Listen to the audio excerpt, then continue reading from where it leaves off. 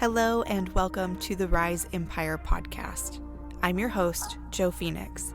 I'm a master mindset and manifestation coach, Kundalini yogi, and your new spiritual bestie, helping you reclaim your sovereignty and tap into your full potential so you can live your most tuned in and turned on life. Here, we'll talk about all things mindset, manifestation, and spirituality, the highs, the lows, and everything in between. Tune in weekly for all the juicy conversations, inspiration, tips, tricks, and motivation to get your week started right. Let's dive in to this week's episode. Hello, beautiful soul, and welcome back to the podcast. I'm so glad that you're here. This week, we are talking about manifestation and how I manifested my dream wedding. There's going to be a lot in this episode, but first I want you to understand that manifestation isn't about going out and doing all of the rituals and the things that you see on YouTube, like the 5x55 method, the 3-6-9 method, all of those methods, the 2-cup method, all of the things that you see people on YouTube claiming helped them manifest like $1,000 in 24 hours. Those are great tools. But I want to invite you to start to think about manifestation a little bit differently. So the way that we view manifestation now in this day and age is like this magical process that we do. And the thing is, manifestation is something that we are doing all the time, no matter what. Because our beliefs and values, our programs, they're the things that are forming our reality. They're the filter or the lens through which we see our reality. They're what determine how we perceive what's going on in both our internal and external environment. So when we think about it this way, whatever is in our subconscious mind, those beliefs, those values, all of those things, that's what's going to determine whether or not we manifest what we want or what is just programmed. That's what's going to determine what we get in our reality. If our beliefs or values or metaprograms don't align with what we consciously want, what we're trying to consciously manifest, if we do manage to manifest that thing, we won't be able to hold on to it. And maybe you've had this experience in your life where there's something that you're wanting to manifest, and yet for whatever reason, you just can't seem to get it. And you claim that manifestation just isn't working for you, or you manage to get it, but then you aren't able to hold on to it.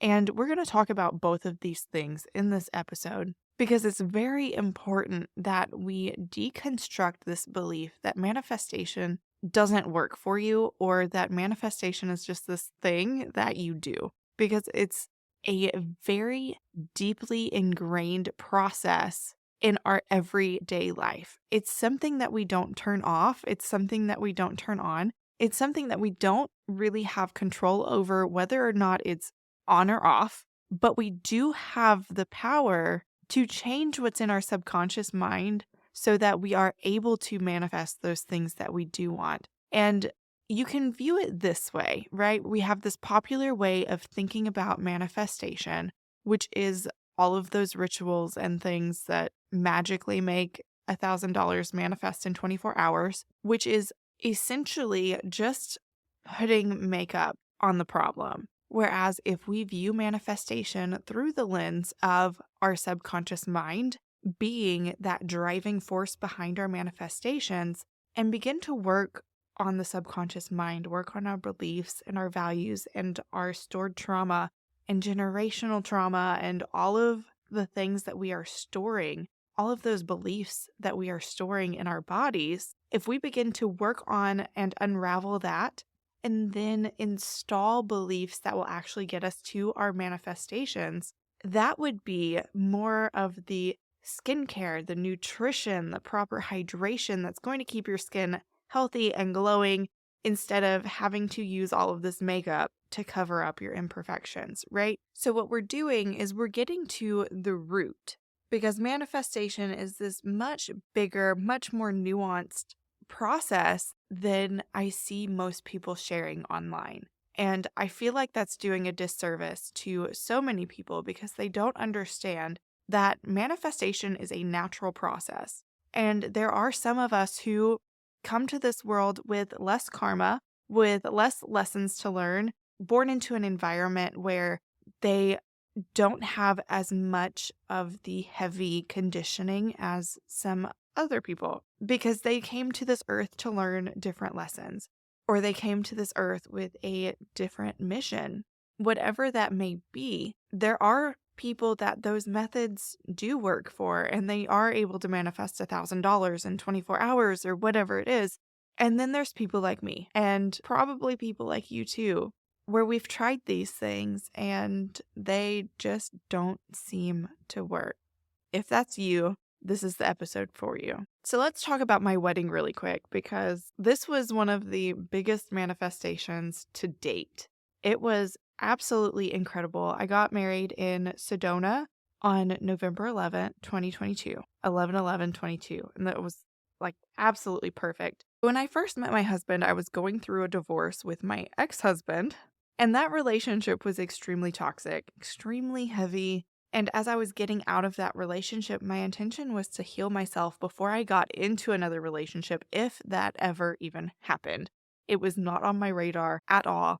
I was not looking to be romantic with anybody. I was not looking to even really talk to anybody. I wasn't wanting to entertain any of that. So I met him at the hospital. He was a contractor. I was working in trauma ICU. And the company that he was working for was coming around to establish their presence in the hospital. So he was going around training all of the nurses.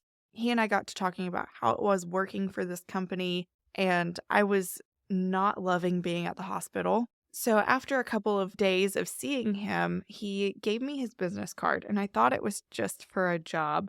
I was still on the fence about applying, and I left his card on my bathroom counter. At this point, I liked him. I thought he was charming and handsome, and these feelings were really, really weird and bizarre, and I was confused because I did not want to put myself in any kind of situation like that for a very long time.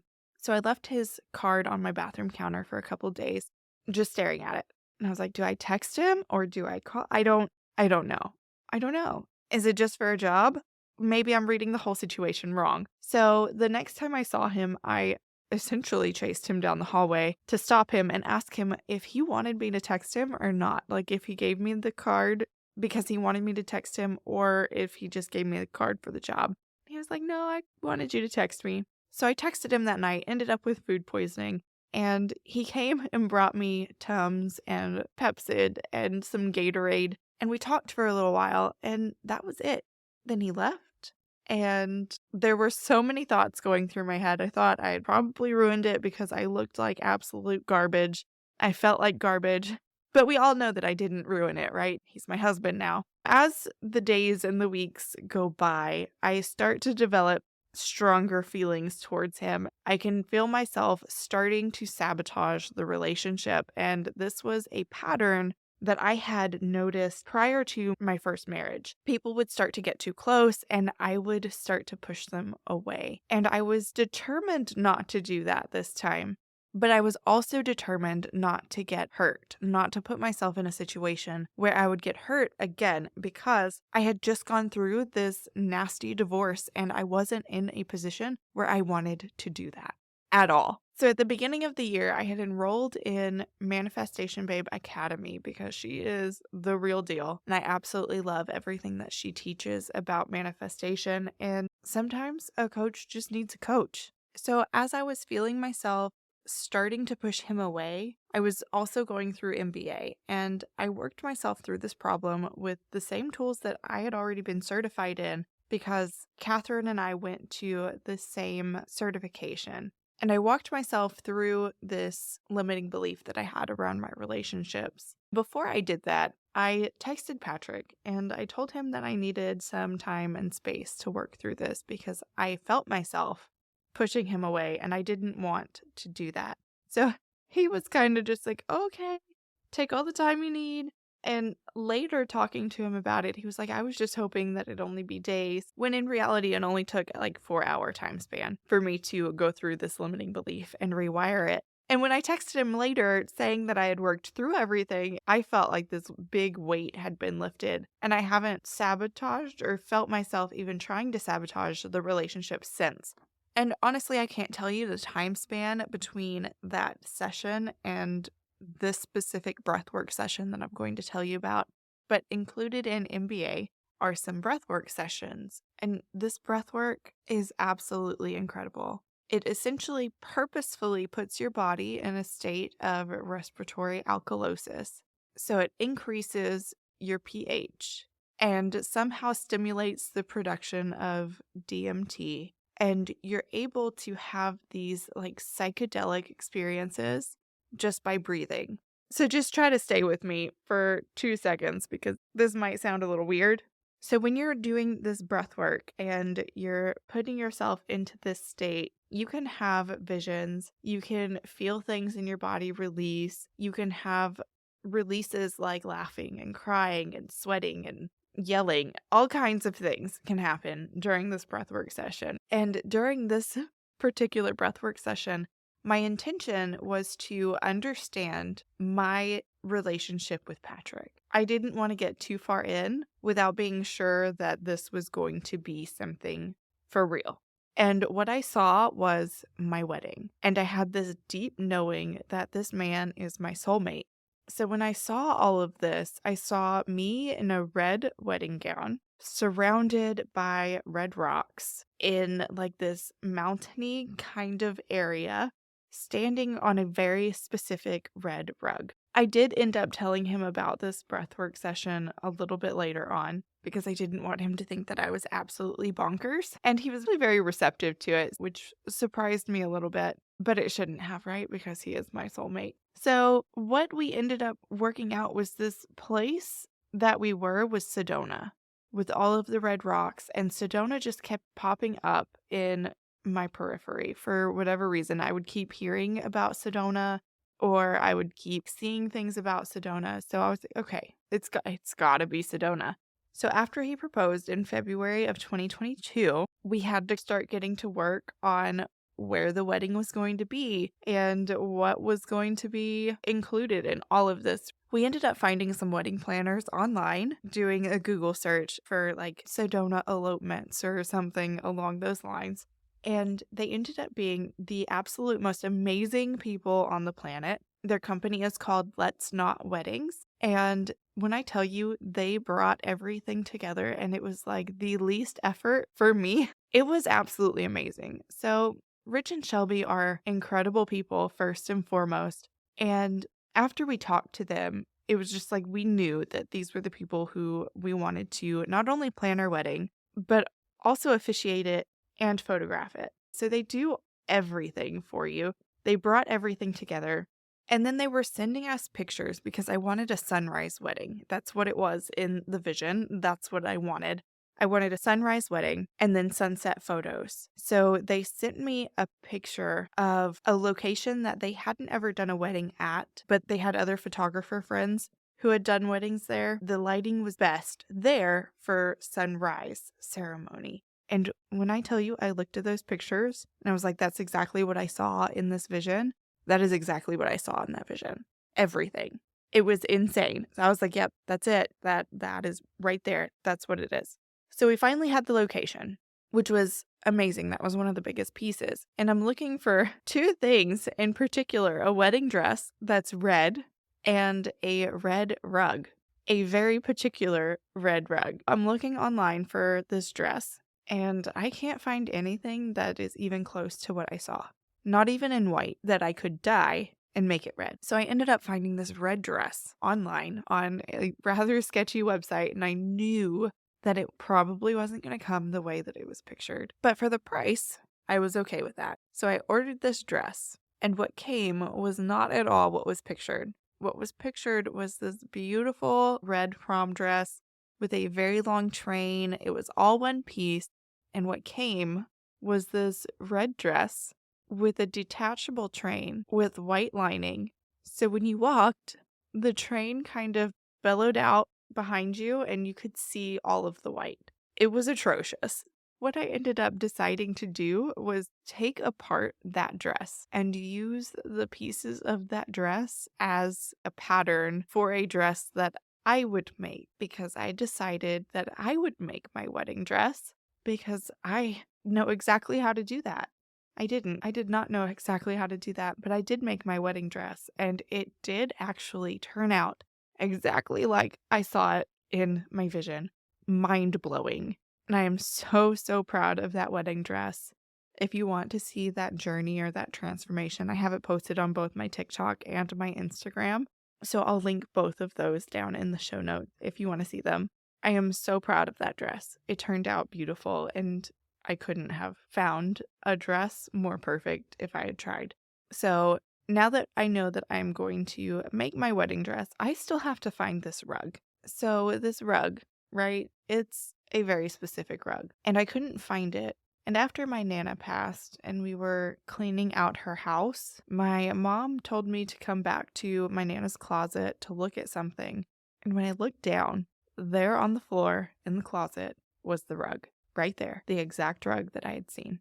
I don't even remember what my mom called me back into the closet for, but I just looked at her and I was like, this is going to sound really weird, but can I have this rug? And she was like, what do you want this old rug for? It's like, I'm getting married on it. Could you imagine this old rug in my Nana's closet? And I'm asking my mom if I can have this old rug that nobody else is ever going to want. She just looked at me and was like, oh, okay. So I have the rug now. We know where we're going. We have the location. We have the people. And I just have to finish the dress. Like, everything came together so, so beautifully.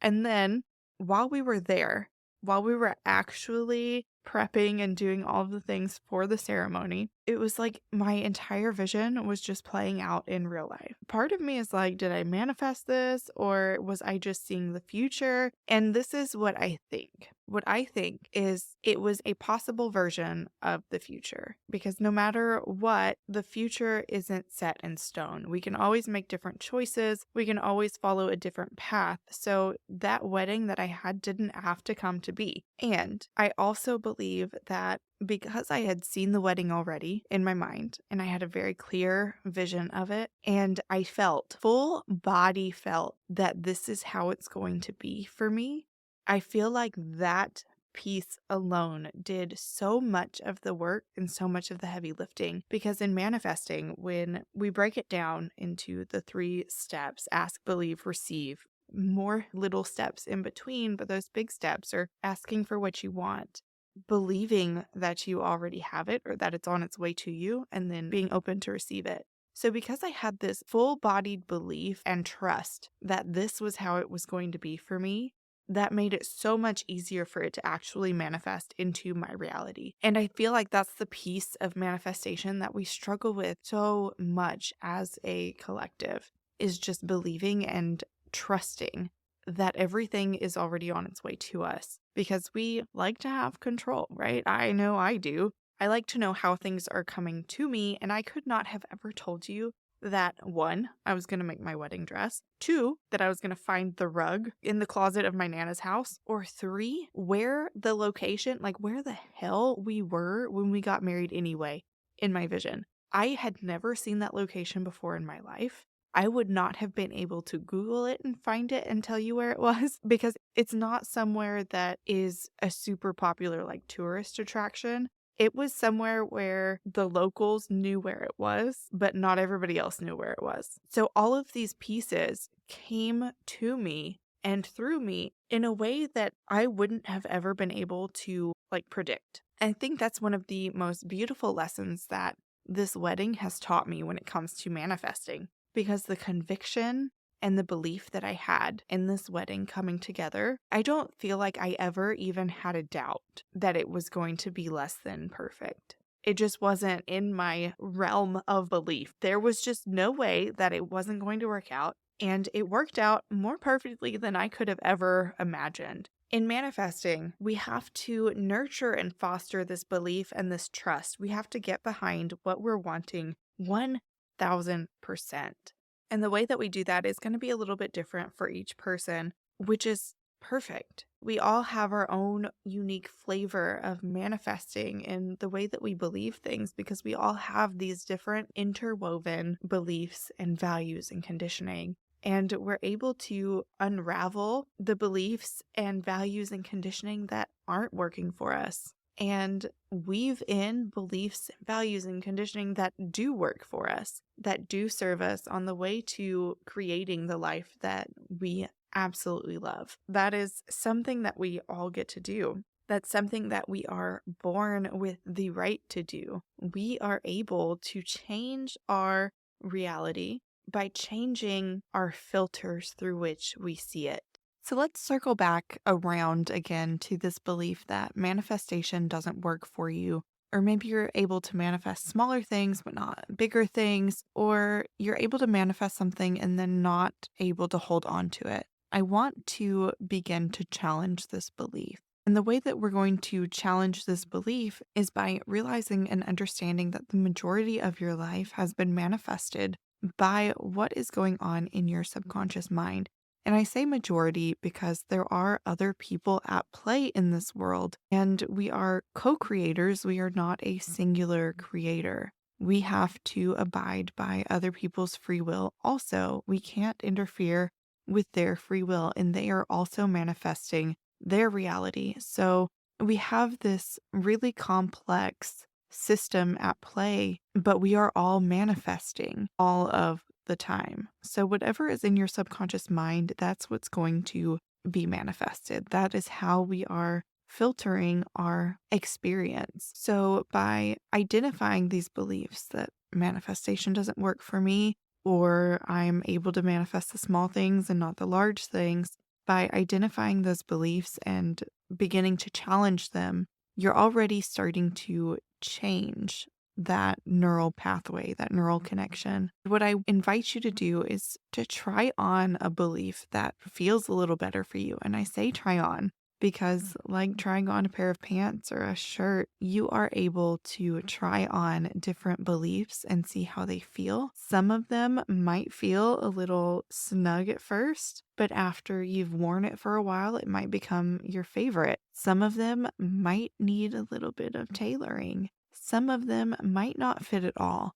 So, what I invite you to do is to just try on the belief that manifestation works for you. Try on the belief that you are a powerful creator. Try on the belief that everything works out in your favor. Try them on. Tweak them a little bit if you need to and see how they feel. And I will have more episodes on how to change your filters later, but for now, I think that wraps up this episode. I know that there was a lot to take in here, but the moral of this podcast episode is that belief factor. Having the unshakable, undeniable belief that what you want is on its way to you and it has no choice but to show up in your life. So I would love to know what you thought about this episode, how you're liking the podcast so far. Give me a shout on social media. I'll leave all of the links in the show notes so that you can access those. And then join us over in the free Rise Empire community. It is off of Facebook and all of the other social media sites so that you don't have to worry about all of the notifications and things that come up when you are scrolling on Facebook. You don't have to worry about missing things because you'll get an email anytime I post something. And dive in and get to know everybody else in the community. I love you, and I will see you next week. All right, y'all. That's a wrap on another episode of the Rise Empire podcast.